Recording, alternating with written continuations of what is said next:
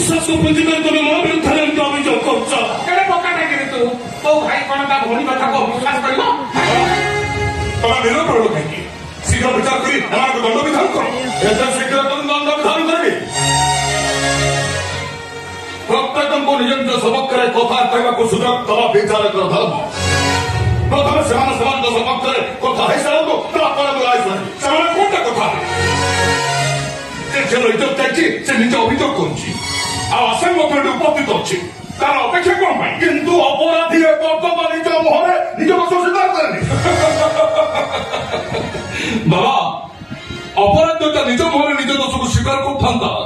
तारे देशर आईन अदालत सब उठी सारंताणी मो सबको विश्वास करना मत मात्र 5 मिनिट समय दिंतु ए 5 मिनिट भितर अपराध निज मुहरे निज अपराध को स्वीकार करिवो तुरा को बहुत बड़ा मान करो ଆଉ ଶାନ୍ତି କାର୍ଯ୍ୟ କରିବା ପାଇଁ ମୁଁ ତୋତେ ନିର୍ଦ୍ଦେଶ ଦେଇପାରିବିନି ତାହେଲେ ଠିକ ଅଛି ମୁଁ ଏଠି ଆଉ ନିରବତା ଭାବେ ଉପସ୍ଥିତ ରହିବା ପାଇଁ ଚାହୁଁନି ମୁଁ ଭିତରେ ଅଛି ଯେତେବେଳେ ରାୟ ଶୁଣିବେ ସେତେବେଳେ ଆସିବି କିନ୍ତୁ ବାବା